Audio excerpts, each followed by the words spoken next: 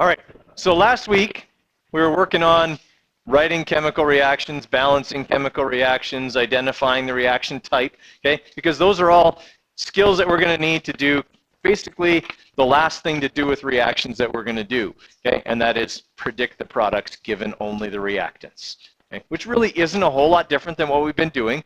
Okay, you can still identify what kind of reaction is going on by only having the reactants. Okay, the only trick is now you've got to figure out what should end up on the other side. Who ends up with who ends up alone? Is anybody special? Okay, all of those kinds of things are things we got to be ready for and looking for when we're doing this.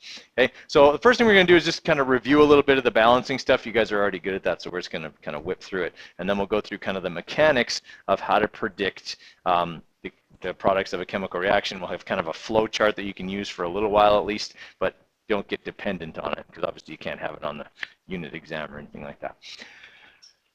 Okay, so key points for today, okay, that the law of conservation of mass is why we balance chemical equations.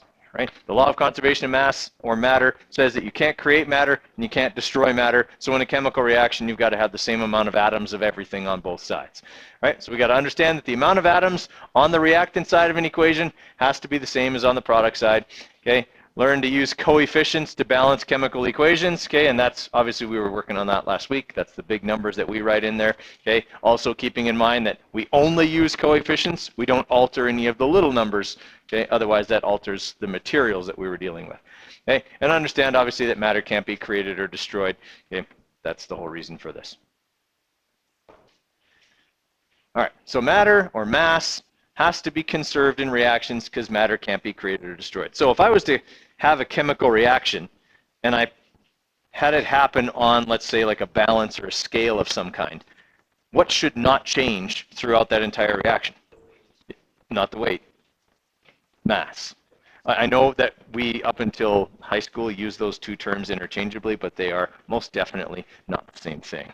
Okay, weight is the force of gravity pulling on your mass. Your mass is how much of you there is. We're dealing with how much of stuff there is, not how much it weighs. Okay, weight is dependent on gravity. If I want to lose weight, I just go to the moon. I'll weigh 1/6 what I weigh there. Okay, there won't be any less of me, but I'll weigh 1/6 of what I weigh here. Okay, what's that? I won't look any different, no, but I'll lose weight, a whole bunch of it, okay? But obviously that's not the point, right? Okay, so when you go on a diet, okay, you're losing mass. When you lose mass, your weight also decreases because there's less of you for gravity to pull on. So yes, when you lose mass, you lose weight, or vice versa. But okay, there are lots of ways to lose weight that don't involve getting any smaller, okay? Or put on weight by not getting any bigger. I could just go and stand on Jupiter. Well, that'd be hard because it's gas, but you get the idea, okay? Somewhere bigger than here, and I'll weigh more. Okay, so it's got to be conserved in reactions. Since all matter has mass, the mass of the reactants has to equal the mass of the products. What if I make a gas? What if my reaction produces a gas? Do gases still have mass? Yes. They do. Okay. If you ever doubt me, pick up a tire that isn't inflated, then fill it up with air and pick it up again. I guarantee you it will be considerably heavier when full of air. All right? Everybody follow me on that one? It does. It makes a big difference. If you have a tire on a rim and you pick it up with no air in it, it's easy. Okay? But if you put air in it, it's a lot heavier. Right? Air has mass. Okay? It simply does. Now, by that token, if you want to maybe be a little lighter on the scale, exhale before you step on. And then hold your breath. Okay? A little less air in the lungs, a few less pounds on the scale. Not a I know you're just lying to yourself, but if you do it consistently every day, at least it's a standard measure. Okay? Don't change who you are, though, of course. Okay. All right. So when we have gases, obviously gases still have mass. Okay. If I evaporate a bunch of water, okay, it's got to have the same mass it had when it was in a liquid form. I still have molecules of water, regardless of what state it's in. Okay. Okay, so in this chemical reaction here, okay, obviously we start out with 2 molecules of hydrogen gas, which is 4 atoms of hydrogen gas, 1 molecule of oxygen gas, which is 2 atoms of oxygen gas, and on this side here, I've got 2 molecules of water, and I still have 4 atoms of hydrogen and 2 atoms of oxygen. Okay, my equation is balanced. I've conserved mass, I've conserved matter, okay, on both sides, right? And that's stuff we've gone over already. All right, which one of those pictures shows mass being conserved?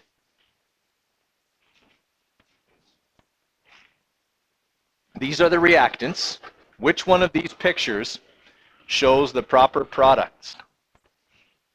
There's only one of those pictures where mass is conserved.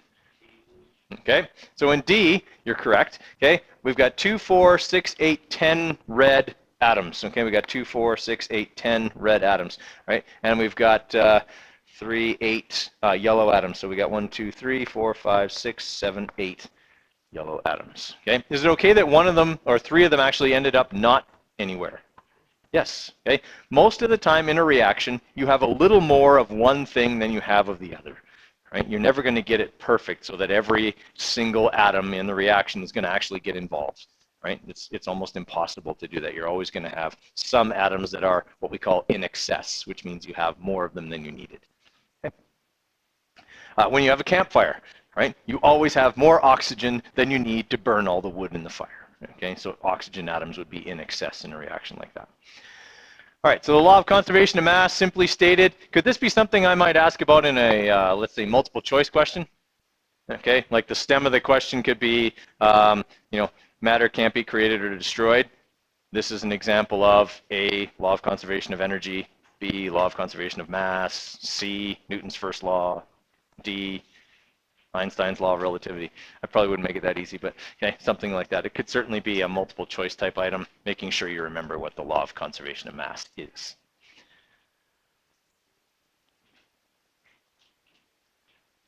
All right, for balancing chemical equations, we talked about kind of the steps the other day. If we're not dealing with a combustion reaction, which has its own set of steps, okay, we want to start with the thing that's in the largest number and balance it first. Okay, and then from there, we kind of keep going back and forth from products to reactants until we have everything else set up. So first step, we write the chemical formula for each reactant, and if we have them, each product, or if we have to predict them, then we predict the products. Including the state, you don't have to have that. I don't know if I took that out of your notes or not. Okay, I did, I took it out. No, it's still in, you can cross it off. You guys don't have to worry about states that matter. That's one. Sometimes you've seen on my reactions, I have S's or L's or AQ. Okay, beside things, that's the state of matter. Okay, you guys don't have to worry about that. For step 2, try balancing the atom or ion present in the greatest number. Okay, use coefficients. That's numbers in front of the element or compound to get equal numbers of atoms on both sides. Okay, step 3, repeat step 2, balance each of the remaining atoms and ions. Okay, and then always check at the end. Okay? Don't just take for granted that you probably got it to work. Always go back and double check that you do in fact have everything balanced. And you've seen me do that every time we've done one. Okay? Questions on those steps? Now those only apply to 4 of the 5 reaction types. Okay? There are special balancing rules for combustion reactions. Those 2 rules are balance in alphabetical order and the rule of 2. Okay? If you got an even number of carbons, balance with a 2 to start with. Okay.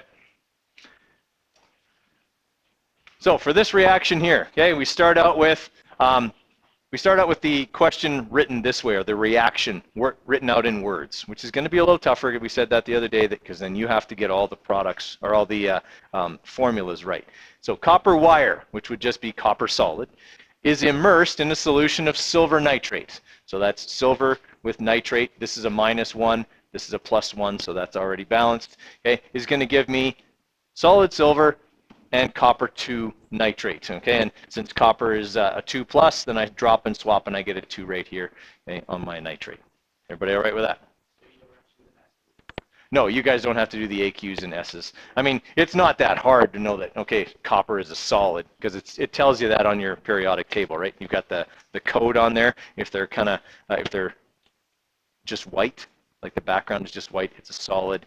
If they're gray, it's a gas. And liquids, I can't remember, they got a special color for mercury, and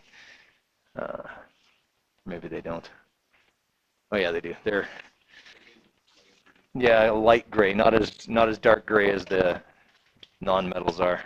It's actually not a very good. Oh yeah, it's up here in the corner. Is the legend here on the top right corner is the legend for solids, liquids, and gases. Okay, so when we're looking at this reaction here, the thing that's present in the largest number to start with is nitrate. Now, in the instructions here, they talk about nitrogen being, or oxygen, sorry, being present in the largest number. But because oxygen is part of nitrate and always stays part of nitrate, I'm just going to balance nitrate because it's easier. Okay. All right, so I got 2 nitrates on this side, but I only have 1 over here. So what do I have to put in front of my silvers? Okay, so I put a 2 in front of my silver nitrate, okay, but that gives me 2 silvers, so I got to go back over here and make sure I've got 2 silvers, okay, and now I'll go back and double check everything. 2 silvers, 2 silvers, 2 nitrates, 2 nitrates, 1 copper, 1 copper, okay, it's good. All right, and like I said, we've been doing that already for about a week. You guys are pretty good at that, but this is just kind of your formal notes for this, okay.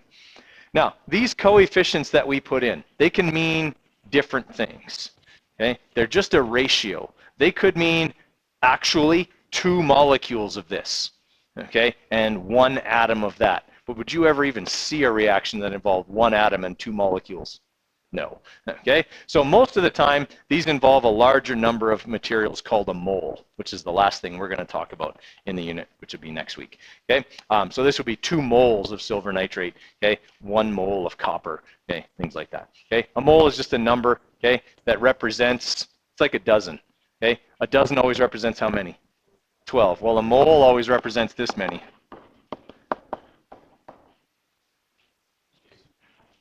That's 602 with 21 zeros behind it. 602 with another 21 zeros behind it. Because I had to, because it's 23. It's 1, 2, right? Then 21 more zeros after that. Have you guys not done scientific notation before? You're supposed to. Okay. Okay. 1,000 can be written like this, okay? Or I can write it in scientific notation, which means I always make it a number between basically 1 and 9.9. It's always like a single digit, okay? So if I want to make this not 1,000, I have to move the decimal from here to here. Agreed? All right. And every one of these spots is a factor of 10, right? So this is the tens position, hundreds position, thousands position, right? So this is actually going to be written as 1.0 times 10 to the 3. Because 10 cubed is 1,000. 10 times 10 is 100, times 10 more is 1,000. Okay, 10 to the 3. No, I shouldn't. This is junior high math. I can do that. Okay? Beyond that, not so much. Okay? Yeah. Oh, because I hadn't filled them in yet. We got down to here, then it was full. No, don't put a question mark in. It's just the way I wrote the notes. You guys, I mean, really, we've already been doing this. This is just so that I've made sure I've covered it. Okay, predicting the products of a chemical reaction. It's a few steps that we have to go through. Okay, the first and most important step in predicting the products of a reaction is figuring out what kind of reaction is actually going on. Okay, that's the easy part, but it's the most important part. From there, you can figure out where everybody goes. So in question number 1 here, right, and just write down number 1 for now. We'll go over the others in a minute. Okay, I've got calcium metal, or calcium solid, reacting with oxygen gas. An element reacting with another element. What's the only kind of reaction that starts that way? Synthesis. Okay, so I know it's a synthesis reaction. What happens in a synthesis reaction? They go together to form a compound. All right, so a compound that contains calcium and oxygen is going to be what kind of a compound? Ionic, because calcium is a metal. All right, so I write ionic compounds, metal first, non-metal second. Now, since it's ionic, what do I usually have to do with ionic compounds when I write their formulas? Swap and drop. Okay, calcium's a 2+, oxygen's a -2, so that's already balanced. Okay, it's already written the right way, CaO. Okay, I've got my product predicted. That wasn't so bad. Now what do I do with the reaction?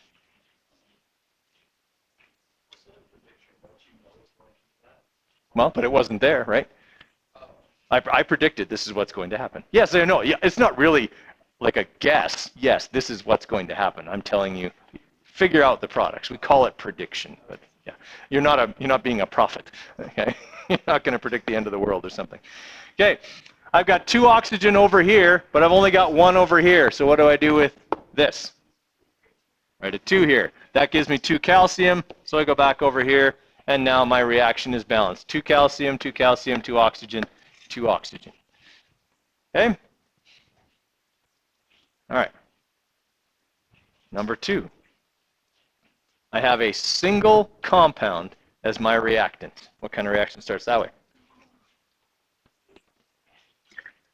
All right, simple decomposition reaction. So in a decomposition reaction, what is that compound going to do? Break apart. That's going to produce magnesium and sulfur. All right, I don't have any compounds, so I don't have to worry about drops and swaps or prefixes or anything like that. What should I look for? Special elements. Okay, magnesium, special or not? Not. Sulfur. The most special of all of them. Okay, comes as an 8. Okay, I've got my products predicted. Okay, but now what do I have to do? Balance the reaction. All right, I got 8 sulfurs over there. What needs to go here? Okay, and then also an 8 there. Okay, is this seeming as bad as you thought it was going to be? Yeah, it's not too bad. It's not too bad.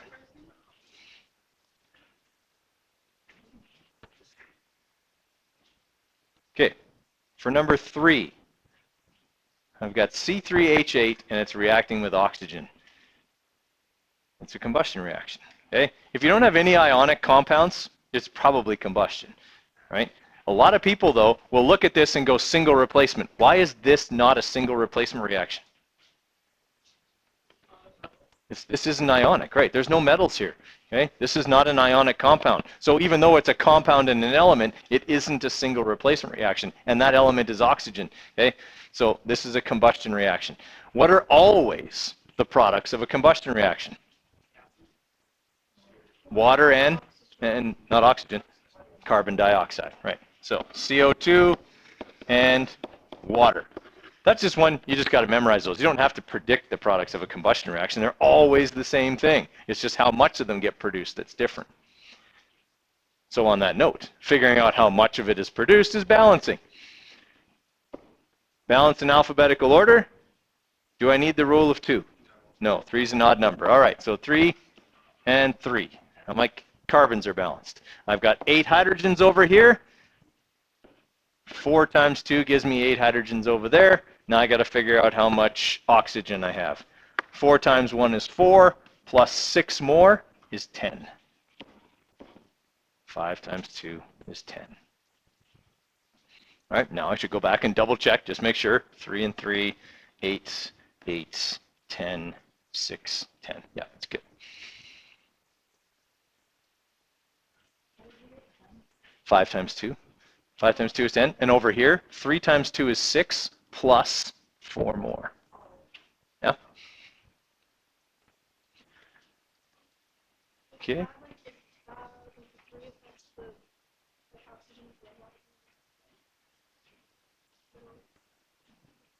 Here? This one here? It did. 4 times 2 is 8. There's 8 over here. Oh no, the 3, because that only applies to this. Then I have a plus. It's 3 of this molecule. Like this is one molecule, right? Yeah? All right. What about number 4? I've got hydrogen chloride reacting with sodium hydroxide. Both of those compounds are what kind? Ionic. So this is what kind of reaction? Double replacement. Okay. In a double replacement reaction, who switches with who? The metals switch, right? Okay.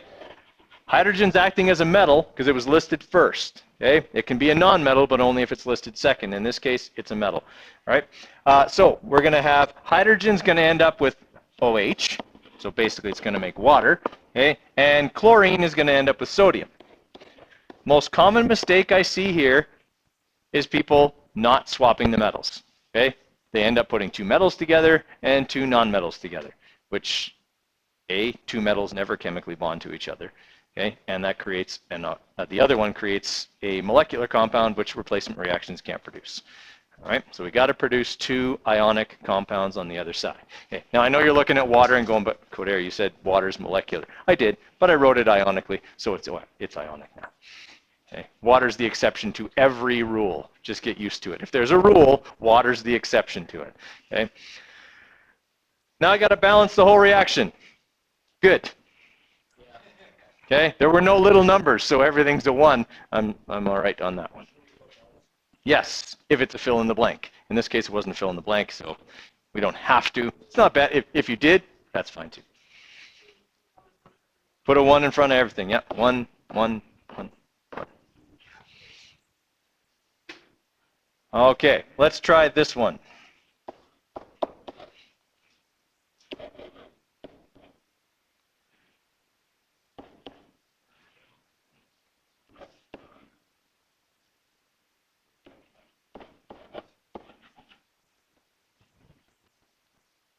So I got phosphorus reacting with potassium nitride.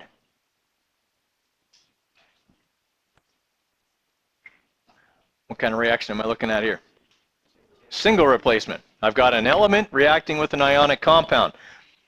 Single replacement reactions are the toughest because there's so many things that can happen in a single replacement reaction. I can produce a special element, so I've got to be on the watch for those. Okay? I'm going to produce an ionic compound for sure, so I'm going to have to do some dropping and swapping. But I always have to watch for what kind of element was by itself, so I know who to swap it with. This, metal or non-metal? Non-metal. So who does it switch with?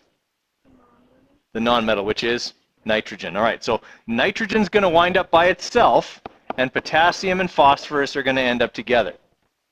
Okay, now we said we could produce special elements, and we're going to have an ionic compound for sure. Is nitrogen a special element? Yes, comes as a 2. All right, and phosphorus and potassium together is an ionic compound. Okay, phosphorus is a -3, and potassium is a +1. So we're going to have K3P as our swapped and dropped ionic compound. Right, we're supposed to balance the thing in the largest number first, so I should start with phosphorus. I've got 4 over here and 1 over there, so what should go here? 4. All right, that gives me how many potassium?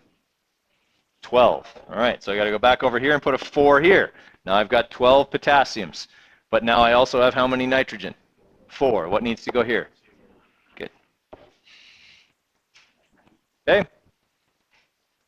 Everybody all right with that? It's not really a whole lot different than what we're doing, except we're figuring out what's on the other side. After that, it's the same as before. Balance the reaction, do your swaps and drops. Okay, all of that kind of stuff. Okay, is that making some sense? Okay. The worksheets I gave you on Friday, there is some prediction stuff on the last one that I gave you.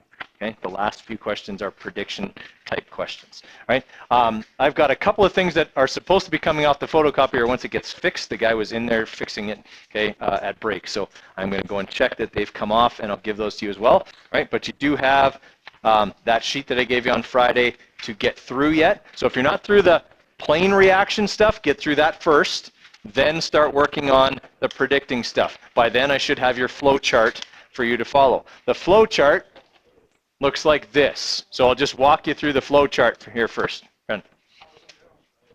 Okay, so the handouts, I think, yeah, they're still up front here.